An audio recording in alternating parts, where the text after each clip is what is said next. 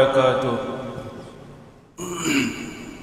إن الحمد لله نحمده ونستعينه ونستغفره ونؤمن به ونتوكل عليه ونعوذ بالله من شرور أنفسنا ومن سيئات أعمالنا. من يهده الله فلا مضل له ومن يضلل فلا هادي له. ونشهد أن لا إله إلا الله وحده لا شريك له. ونشهد أن سيدنا ونبينا وحبيبنا ومولانا محمدا عبده ورسوله صلى الله عليه وعلى آله وسلم، الذي أرسله بالحق بشيرا ونذيرا وداعيا إلى الله بإذنه وسراجا منيرا.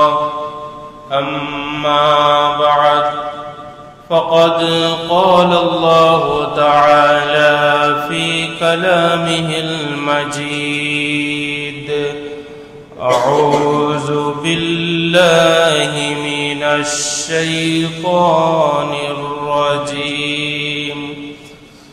بسم الله الرحمن الرحيم. أقم الصلاة لدلوك الشمس وغسق الليل وقرآن الفجر، إن قرآن الفجر كان مشهودا. إن الله وملائكته يصلون على النبي، يا أيها الذين آمنوا صلوا عليه وسلموا تسليما. اللهم سيدنا مولانا محمد وعلى آل سيدنا.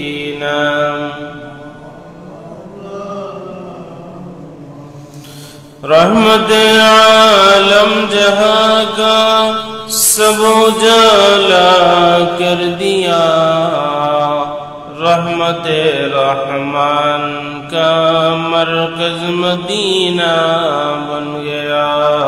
अल्लाहुम्मा सय्यिदना मौलाना मुहम्मद वअला आलि सय्यिदिना। वल हबीबुल्लज़ी तुरजा शफ़ाअतुहु लिकुल्लि हौलिन मिनल अहवालि मुक़तहिमी। अल्लाहुम्मा सय्यिदिना मौलाना मुहम्मद वअला आलि सय्यिदिना मौलाना। बलगल उला बिकमालिही कशफत दुजा बिजमालिही हसनत जमीअ ख़िसालिही सल्लु अलैहि। इन्निल तीरिअ अस्सबा यौमन इला अर्दिल हरम बल्लिग सलामी रौदतन फीहा नबिय्युल मुहतरम। बलगल उला बिकमालिही कशफत दुजा बिजमालिही حسنت جميع خصاله صلوا عليه وآله সম্মানিত মুসল্লিয়ানে کرام মহান আল্লাহ রাব্বুল আলামিনের দরবারে আমরা প্রাণ খুলে শুকরিয়া আদায় করছি যে আল্লাহ রাব্বুল আলামিন আমাকে আপনাকে আজকের এই মহতি দিন আল্লাহ রাব্বুল আলামিনের খানায়ে কাবার টুকরা মসজিদে এসে বসার তৌফিক দান করেছেন। আমরা সকলে অন্তরের অন্তঃস্থল থেকে শ্রদ্ধা ভক্তির সাথে কালিমাতুশ শুকুর উচ্চারণ করে বলছি আলহামদুলিল্লাহ। আমাদের পক্ষ থেকে লক্ষ কোটি দুরুদ এবং সালামের হাদিয়া প্রেরণ করছি রাহমাতুল লিল আলামিন শাফিউল মুজনবিন সৈয়দুস সাকালাইন নবিয়ুল হারামাইন ইমামুল কিবলাতাইন জাদ্দুল হাসান ওয়াল হুসাইন মাওলানা হাবিবিনা সাইয়্যিদিনা মুহাম্মদুর রাসূলুল্লাহ সাল্লাল্লাহু আলাইহি ওয়াসাল্লামের পবিত্র জান্নাতি কদম মুবারকে। সম্মানিত মুসল্লিয়ানে کرام, আমি কুরআনুল কারীম থেকে এক আয়াতে কারিমা তিলাওয়াত করেছি। আল্লাহ রাব্বুল আলামিন আমাকে তৌফিক দান করলে এই আয়াতকে সামনে রেখে আপনাদের সামনে দুই একটা কথা উপস্থাপন করব। ওমা তৌফিকি ইল্লা বিল্লাহ। সম্মানিত সুধী, আল্লাহ রাব্বুল আলামিন কুরআনুল কারীমের এই আয়াতের মধ্যে ইরশাদ করছেন আকিমিস সালাতা লিদুলুকিশ শামসি ওয়া গাসাকিল লাইল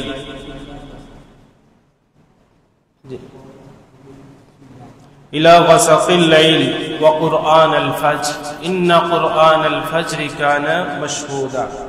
আল্লাহ রাব্বুল আলামিন ইরশাদ করছেন যে সূর্য হেলার সময় থেকে রাতের অন্ধকার পর্যন্ত তোমরা নামাজ কায়েম করো আর ফজরের সময় কুরআনুল কারীম তিলাওয়াত করো।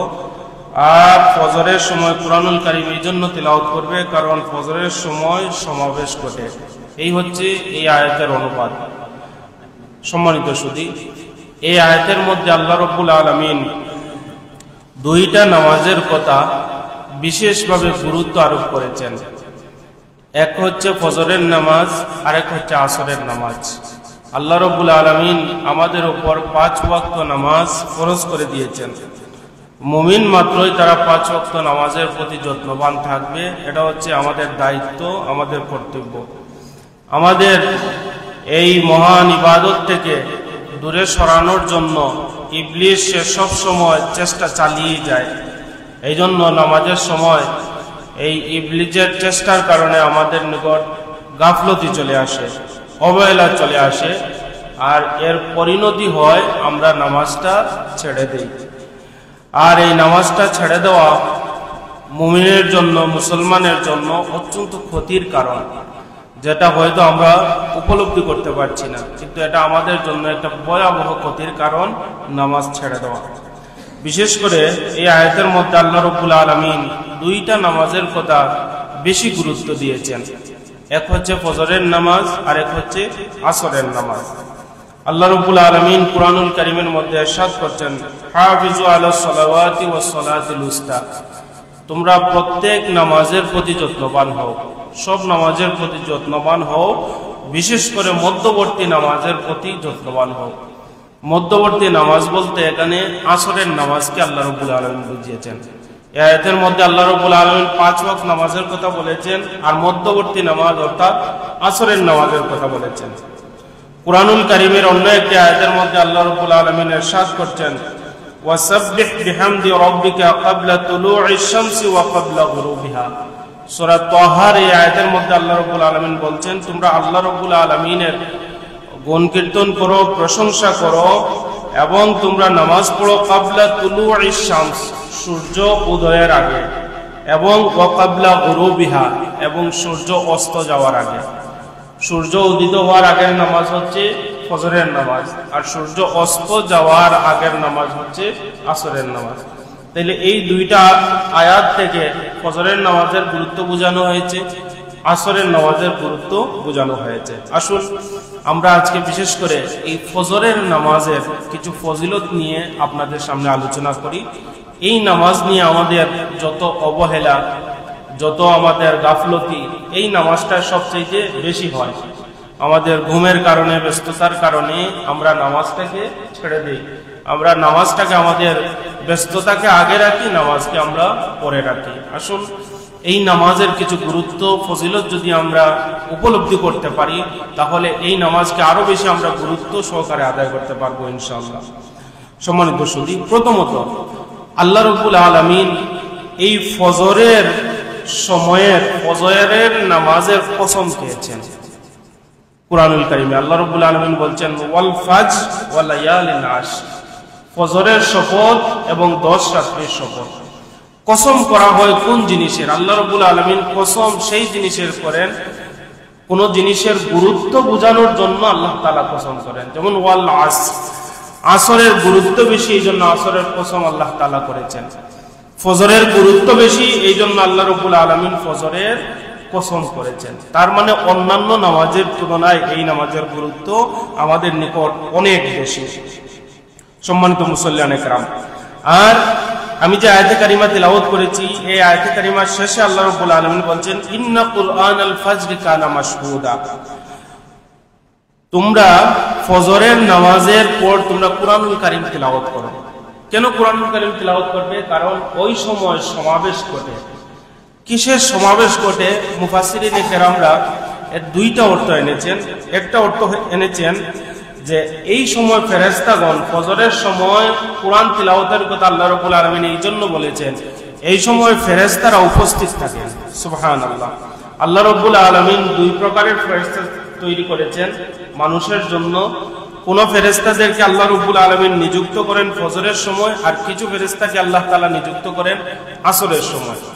ফজরের সময় যেই সমস্ত ফেরেশতারা আপনার হিসাব নিকাশের জন্য, আপনার ডিউটির জন্য আল্লাহ তাআলা প্রেরণ করেন, ওই ফেরেশতারা ফজরের সময় এসে ফজরের নামাজে শরীক হন এবং আপনি যে কুরআনুল কারীমের তিলাওয়াত করেন ওই কুরআনুল কারীমের তিলাওয়াত তারা শুনেন।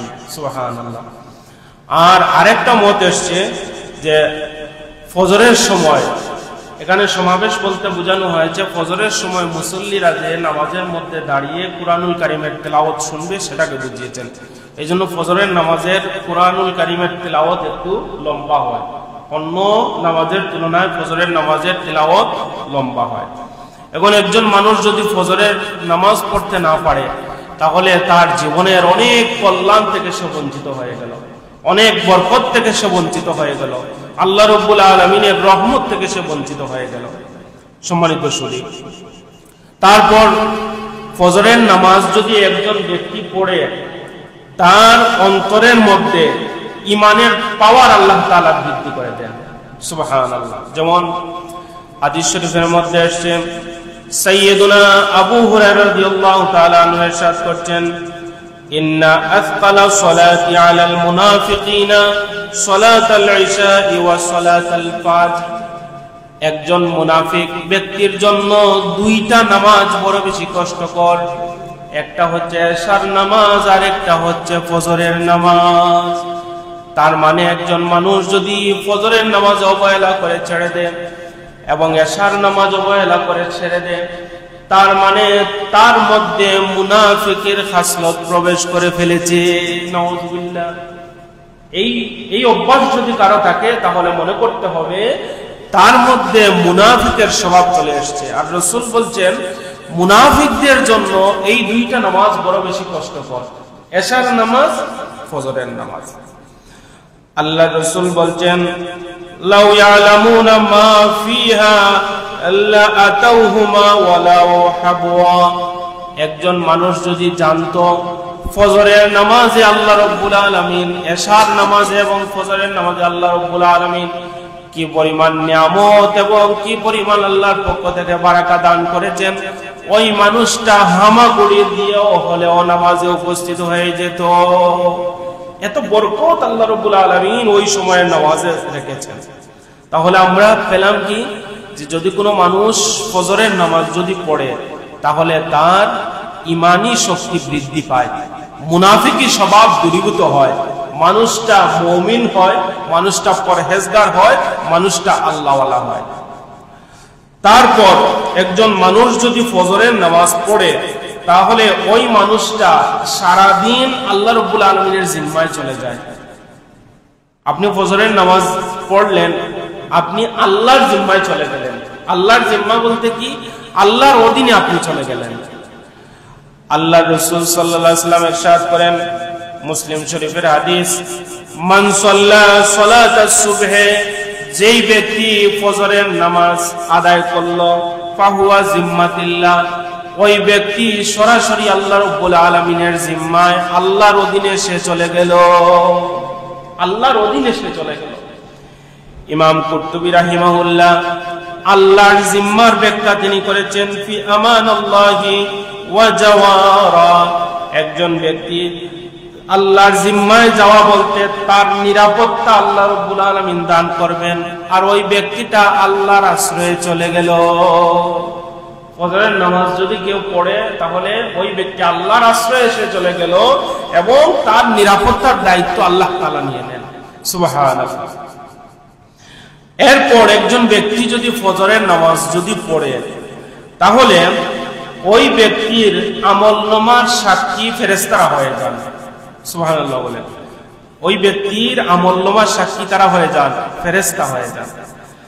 হাদিস শরীফের মধ্যে আসছে, ইয়াতাআকাবুনা ফীকুম মালাইকাতু বিল-লাইলি ওয়া মালাইকাতু বিন-নাহার, আল্লাহ রাব্বুল আলামিন দিনের ফেরেশতা এবং রাতের ফেরেশতা নিযুক্ত করেছেন। পালাক্রমে দিনের ফেরেশতার ডিউটি যখন শেষ হয়ে যাবে, রাতের ফেরেশতারা তারা আসবে ডিউটি দেওয়ার জন্য। এইভাবে ওয়ায়াজতামিউনা ফি সালাতিল ফাজরি ওয়া সালাতিল আসর, এই দুই প্রকারের ফেরেশতারা ফজরের নামাজ এবং আসরের নামাজে তাদের সাথে দেখা সাক্ষাৎ হয়। ফজরের নামাজ এবং আসরের নামাজে দেখা সাক্ষাৎ হয়। তারা যখন আল্লাহ রাব্বুল আলামিনের দরবারে যান, এই হাদিসের মধ্যে এসেছে আল্লাহ রাব্বুল আলামিন বান্দার সব আমল সম্পর্কে জ্ঞাত, আল্লাহ সব জানেন। তারপর আল্লাহ রাব্বুল আলামিন ফেরেশতাদের কাছ থেকে সাক্ষী নেন। ফেরেশতারা যখন যান, যাওয়ার পর আল্লাহ রাব্বুল আলামিন ফেরেশতাদেরকে জিজ্ঞাসা করেন, কাইফা তারাকতুম ইবাদি, হে আমার ফেরেশতারা, আমার বান্দাকে তুমি কি অবস্থায় রেখে এসেছো? আল্লাহ প্রতিদিন জিজ্ঞাসা করেন, আমার বান্দাকে কি অবস্থায় রেখে এসেছো?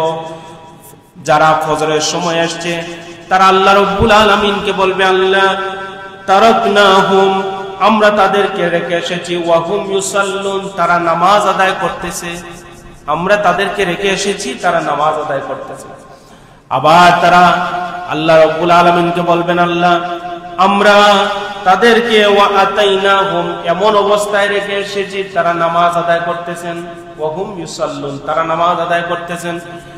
এইভাবে আসরের ফেরেশতাও আল্লাহ রাব্বুল আলামিনকে গিয়ে বলবেন, আল্লাহ আমি ওই বান্দা, আপনার ওই বান্দাকে রেখে এসেছি নামাজের মধ্যে, গিয়ে পেয়েছি সে নামাজ পড়ছে, আসরের নামাজ, এবং তাকে রেখে এসেছি সে আসরের নামাজ সে পড়তেছে, গিয়ে দেখেছি আসরের নামাজে, আবার রেখে এসেছিও তাকে নামাজে।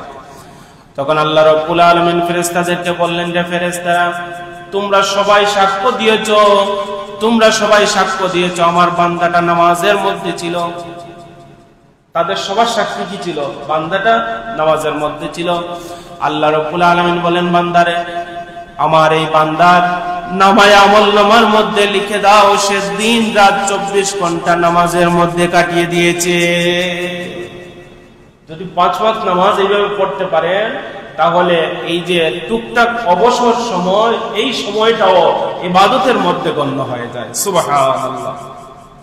তারপরে একজন মানুষ যদি ফজরের নামাজ যদি পড়ে, সরাসরি আল্লাহ তাআলার পক্ষ থেকে তার জন্য জান্নাতের সুসংবাদ দান করা হয়েছে। সুবহানাল্লাহ।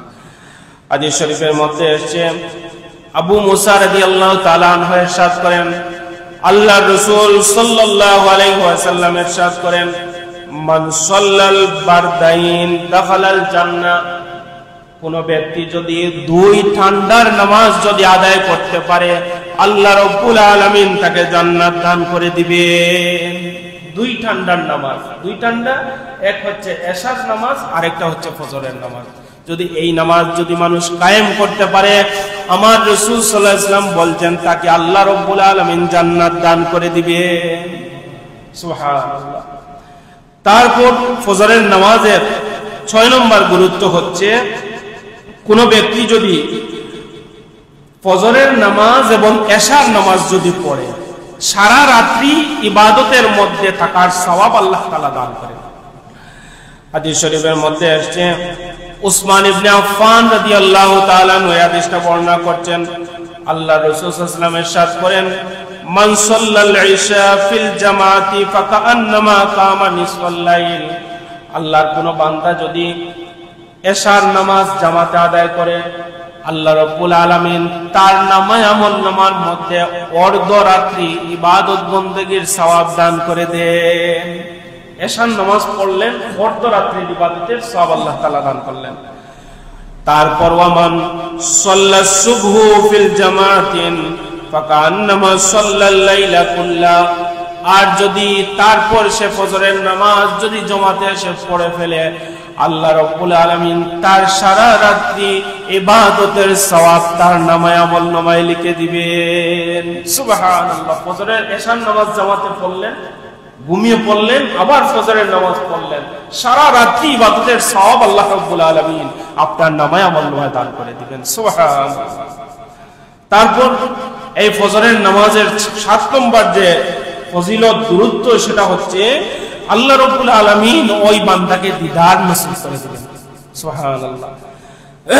হযরত জাবির ইবনে আব্দুল্লাহ রাদিয়াল্লাহু তাআলা আনহু এই হাদিসটা বর্ণনা করছেন। তিনি বলেন, কুন্না ইনদান নবী সাল্লাল্লাহু আলাইহি ওয়াসাল্লাম, আমরা একদিন আল্লাহ রাসূল সাল্লাল্লাহু আলাইহি ওয়াসাল্লামের নিকট ছিলাম। আর ইজা নাযারা ইলাল কামারিল লাইলাতিল বাদার, ওই সময় আল্লাহ রাসূল সাল্লাল্লাহু আলাইহি ওয়াসাল্লাম পূর্ণিমার চাঁদের দিকে আল্লাহ রাসূল তাকালেন, তাকিয়ে বললেন, তোমরা অচিরেই তোমাদের রব আল্লাহ রাব্বুল আলামিনকে এইভাবে পূর্ণিমার চাঁদের মতো তোমরা দেখতে পারবে। তোমাদের দেখতে গিয়ে কোনো অসুবিধা হবে না, কোনো ভিড় হবে না, কোনো আঘাত হবে না, কোনো বাধা হবে না। এই পূর্ণিমার চাঁদটা যেভাবে দেখতে পাচ্ছ, ঠিক সেইভাবে তোমরা তোমাদের রবকে দেখতে পারবে। তখন আল্লাহ রাসূল সাল্লাল্লাহু আলাইহি ওয়াসাল্লাম বলেন, তোমরা তোমাদের রবকে যদি দেখতে চাও এইভাবে, তাহলে ফাইনিস্তাতাতুম আল্লাহ তাগলাবু আলা সালাতি ক্বাবলা তুলুইশ শামস ওয়া ক্বাবলা গুরুবিহা, তোমরা সূর্য উদিত হওয়ার পূর্বের নামাজ তোমরা ছেড়ে দিবে না, এবং সূর্য অস্ত যাওয়ার আগের নামাজ তোমরা ছেড়ে দিবে না। যদি এই দুইটা নামাজ, ফজর এবং আসরের নামাজের প্রতি যদি যত্নবান হয়ে যেতে পারো, ফজর এবং আসরের নামাজ যদি কন্টিনিউ করতে পারো, তাহলে ওই পূর্ণিমার চাঁদ দেখতে যেইভাবে তোমাদের অসুবিধা হয় নাই, কাল কিয়ামতের ময়দানে আল্লাহ রাব্বুল আলামিনকে এইভাবে দেখতে তোমাদের কোনো অসুবিধা হবে না। সুবহানাল্লাহ। তারপর ফজরের নামাজের 8 নম্বর গুরুত্ব হচ্ছে আল্লাহ রাব্বুল আলামিন তাকে জাহান্নামের মুক্তির একটা পরওয়ানা দান করে দিবেন, ঘোষণা দিয়ে দিবেন। আল্লাহ রাসূল বলছেন, লা ইয়ালিজান নারা আহাদুন সাল্লা ক্বাবলা তুলুইশ শামসি ওয়া ক্বাবলা গুরুবিহা ইয়ানিল ফজর ওয়াল আসর, কোন ব্যক্তি যদি ফজরের নামাজ এবং আসরের নামাজ যদি পড়তে পারে, তাহলে আল্লাহ রাব্বুল আলামিন ওই ব্যক্তির জন্য জাহান্নাম চিরতরে বন্ধ করে দিবেন। আর আল্লাহ রাব্বুল আলামিন একজন মানুষের চূড়ান্ত সফলতার কথা কোরআনুল কারীমের মধ্যে বলছেন, ফামান যুহজিহা আনিন নার ওয়া উদখিলাল জান্নাতা ফাকাদ ফাজ, পৃথিবীর মধ্যে সবচাইতে সফল ব্যক্তি ওই ব্যক্তি যেই ব্যক্তিকে আল্লাহ রাব্বুল আলামিন জাহান্নাম থেকে মুক্তি দিয়ে জান্নাত দান করে দিয়েছেন। আর জান্নাত পাওয়ার বড় রাস্তা হচ্ছে, একমাত্র রাস্তা হচ্ছে নামাজ পড়া। মানুষ যদি নামাজ পড়তে পারে, আল্লাহ রাব্বুল আলামিন তাকে জাহান্নাম থেকে মুক্তি দিয়ে জান্নাতে প্রবেশ করাবেন। 9 নম্বর ফজরের নামাজের গুরুত্ব হচ্ছে, আল্লাহ রাসূল বলছেন, দুনিয়া এবং দুনিয়ার মাঝে যা কিছু রয়েছে সবকিছুর চাইতে দামি ফজরের ফরজ 2 রাকাত নামাজ। আল্লাহ রাসূল বলেন, আম্মা জান আয়েশা সিদ্দিকা রাদিয়াল্লাহু তাআলা আনহা ইরশাদ করেন, রাকাতাল ফজরি খায়রুম মিনাদ দুনিয়া ওয়া মা ফিহা, ফজরের ফরজ 2 রাকাত নামাজ আল্লাহ রাসূল বলেন আমার নিকট এই দুনিয়ার মধ্যবর্তী, অর্থাৎ সারা দুনিয়ার মধ্যে, সারা দুনিয়ার সবকিছুর চাইতে দামি হচ্ছে ফজরের 2 রাকাত ফরজ নামাজ। এখন আপনি চিন্তা করেন, আপনি ব্যস্ত থাকার কারণে, ব্যস্ত ছিলেন হয় ব্যবসার কারণে, নামাজ ছেড়ে দিলেন, তার মানে আপনি দুনিয়াটাকে বেশি প্রাধান্য দিলেন। ব্যস্ত ছিলেন, নামাজ ছেড়ে দিলেন, দুনিয়াটাকে বেশি প্রাধান্য দিলেন। তার মানে আল্লাহ রাসূল বলছে এই দুনিয়ার সবকিছুর চাইতে ফজরের 2 রাকাত নামাজের মর্যাদা বেশি, সম্মান বেশি, এর তুলনা হতে পারে না। আর আপনি আল্লাহকে বলছেন না, আমার ওইগুলার গুরুত্ব আমার নিকট বেশি। মানুষ যদি এই হাদিসটা উপলব্ধি করতে পারে, তাহলে তার মৃত্যু অবধি একদিনও ফজরের নামাজ মানুষ কাজা করতো না। ফজরের নামাজ মানুষ ত্যাগ করতো না, ফজরের নামাজের সময় মানুষ ঘুমিয়ে থাকতো না। শুধুমাত্র হতভাগা মানুষ যারা, নিমক হারা মানুষ যারা, তারাই ফজরের নামাজে ঘুমিয়ে থাকে, ফজরের সময় ঘুমিয়ে থাকে। তাদের কপাল খারাপ, দুর্ভাগা মানুষ তারা, যারা ফজরের নামাজের সময় ঘুমিয়ে থাকে। এই জন্য এই স্বভাবগুলা থাকলে তাওবা করে ফিরে আসতে হবে। সম্মানিত সুধী, আল্লাহ রাসূল সাল্লাল্লাহু আলাইহি ওয়াসাল্লাম বলছেন 10 নম্বর যে ফজিলত বলছেন, 10 নম্বর যে গুরুত্ব হচ্ছে, আল্লাহ রাসূল সাল্লাল্লাহু আলাইহি ওয়াসাল্লাম বলছেন কিয়ামতের ময়দানে এই নামাজ মানুষের জন্য নূর হয়ে যাবে। কিয়ামতের ময়দানে প্রত্যেকটা ঘাটি অতিক্রম করার জন্য নূরের দরকার, আলোর দরকার। আল্লাহ রাসূল সাল্লাল্লাহু আলাইহি ওয়াসাল্লাম বলছেন, হযরত বুরায়রা রাদিয়াল্লাহু তাআলা আনহু হাদিসটা বর্ণনা করেন, তিনি বলেন, বাশশিরিল মাশাঈনা ফিজ যুলামি ইলাল মাসাজিদ বিন-নূরিত তাম্মা ইয়াউমাল কিয়ামা। আল্লাহ রাসূল বলেন, তাদেরকে সুসংবাদ দেন, তাদেরকে সুসংবাদ দেওয়া হয়েছে যারা রাত্রিবেলা অন্ধকার সময় হেঁটে হেঁটে নামাজের মধ্যে যায়, তাদেরকে সুসংবাদ দিন কিয়ামতের ময়দানে আল্লাহ রাব্বুল আলামিন তাদেরকে এই অন্ধকারে যাওয়ার কারণে আল্লাহ রাব্বুল আলামিন নূর দান করে দিবেন। অর্থাৎ কিয়ামতের ঘাটি পার হওয়ার জন্য আপনার লাইট হবে এই ফজরের নামাজ। এই অন্ধকার সময়ে হেঁটে হেঁটে মসজিদে আসাটা কিয়ামতের ময়দানের সেই অন্ধকার সময়ে আলো হয়ে যাবে, নূর হয়ে যাবে। জুড়ে বলেন সুবহানাল্লাহ। এই জন্য আল্লাহ রাসূল বলছেন, সালাতু নূর, নামাজ হচ্ছে নূর, ওয়াস সাদাকাতু বুরহান, এবং মানুষ যে দান সদকা করে এটা তার পক্ষে একটা দলিল হয়ে যায়। ওয়াস সবরু দিয়া, এবং সবর করা সেটাও একটা নূর হয়ে যায়। ওয়াল কুরআনু হুজ্জাতুল লাকা ওয়া লাইক, কুরআনুল কারীম তোমার পক্ষে দলিল হয়ে যাবে কিয়ামতের ময়দানে, অথবা তোমার বিপক্ষে কুরআন কাল কিয়ামতের ময়দানে সাক্ষী হয়ে যাবে। সম্মানিত সুধী, এই জন্য আল্লাহ রাসূল বলেন, মান হাফাযাহা আলাইহা, যেই ব্যক্তি নামাজের হেফাজত করবে আল্লাহ রাব্বুল আলামিন 3টা পুরস্কার তাকে দান করবেন। কানাত লাহু নূর, কিয়ামতের ময়দানে এই নামাজগুলো তার জন্য আলো হয়ে যাবে। ওয়া বুরহান, কিয়ামতের ময়দানে এই নামাজগুলো তার জন্য দলিল হয়ে যাবে। ওয়া নাজাত ইয়াউমাল কিয়ামা, আর এই নামাজ কিয়ামতের ময়দানে তার জন্য নাজাতের ওয়াসিলা হয়ে যাবে। সুবহানাল্লাহ। সম্মানিত সুধী, এই জন্য এই নামাজ যদি মানুষ পড়ে, তাহলে আল্লাহ রাসূল বলছেন, আমি 10টা উপকার বললাম ফজরের নামাজে, এখন আপনি যদি নামাজের হেফাজত করেন তাহলে কি হবে? আল্লাহ রাসূল বলছেন তার অন্তরের মধ্যে আল্লাহর পক্ষ থেকে প্রশান্তি আসবে, তাকে আল্লাহ রাব্বুল আলামিন বিনা হিসাবে জান্নাত দান করবেন, তাকে দুনিয়ার সমস্ত অশ্লীল অন্যায় অবিচার কাজ থেকে আল্লাহ রাব্বুল আলামিন বাঁচাবেন, তাকে দুনিয়ার অস্থিরতা থেকে আল্লাহ রাব্বুল আলামিন হেফাজত রাখবেন। আল্লাহ রাব্বুল আলামিন তার পূর্বের সমুদয় গুনাহ আল্লাহ তাআলা মাফ করে দিবেন। জুড়ে বলেন সুবহানাল্লাহ। হাদিসের মধ্যে এসেছে, শেষ হাদিসটা বলে আলোচনা শেষ করব। আল্লাহ রাসূল সাল্লাল্লাহু আলাইহি ওয়াসাল্লাম ইরশাদ করেন, যেই ব্যক্তি নামাজের হেফাজত করবে আল্লাহ রাব্বুল আলামিন তাকে 5টা পুরস্কার দান করবেন। নামাজের হেফাজত করলে আল্লাহ তাআলা 5টা পুরস্কার দান করবেন। 1 নম্বর পুরস্কার, ইয়ারফাউ আনহু দিকাল মাউত, ওই ব্যক্তির মৃত্যুর যন্ত্রণা আল্লাহ রাব্বুল আলামিন লাঘব করে দিবেন। সুবহানাল্লাহ। তাহলে দেখেন তো, এই নামাজের মধ্যে সব সমস্যার সমাধান। আপনি জান্নাতে যাওয়া পর্যন্ত আপনাকে এই নামাজ আপনাকে সাহায্য করবে। সুবহানাল্লাহ। 2 নম্বর, ওয়াজাবাল কবর, নামাজ আপনাকে মৃত্যুর যন্ত্রণা দূরীভূত করে দিবে। নামাজ আপনাকে কবরের আযাব থেকে আপনাকে হেফাজত করবে। ওয়ায়ুতিহিল্লাহু বিয়ামিনিহি, আর নামাজ পড়ার কারণে কিয়ামতের ময়দানে আপনার নামায়ে আমলনামা আল্লাহ রাব্বুল আলামিন ডান হাতে প্রদান করবে। ডান হাতে আপনাকে আল্লাহ তাআলা নামাজ পড়ার কারণে, নামাজি হওয়ার কারণে আপনার নামায়ে আমলনামা আল্লাহ রাব্বুল আলামিন ডান হাতে দিবেন। তারপর 4 নম্বর হচ্ছে, ওয়ায়ামুরু আলাস সিরাতি কালবার, কিয়ামতের ময়দানে ওই যে পুল সিরাত শুনেছেন, পুল সিরাতকে আল্লাহ রাব্বুল আলামিন বিজলির গতির চাইতে আরো দ্রুত বেগে আল্লাহ রাব্বুল আলামিন আপনাকে পার করিয়ে দিবেন। 5 নম্বর, ওয়ায়ুদখিলুল জান্নাতা বিগাইরি হিসাব, আল্লাহ রাব্বুল আলামিন আপনাকে বিনা হিসাবে জান্নাত দান করে দিবেন। সুবহানাল্লাহ। কয়টা পুরস্কার আল্লাহ তাআলা দিবেন? 5টা। 1 নম্বর হচ্ছে আল্লাহ রাব্বুল আলামিন আপনাকে মৃত্যুর যন্ত্রণা লাঘব করে দিবেন। 2 নম্বর, কবরের আযাব আল্লাহ তাআলা maaf করে দিবেন। 3 নম্বর আল্লাহ তাআলা আপনার ডান হাতে নামায় আমলনামা দান করবেন।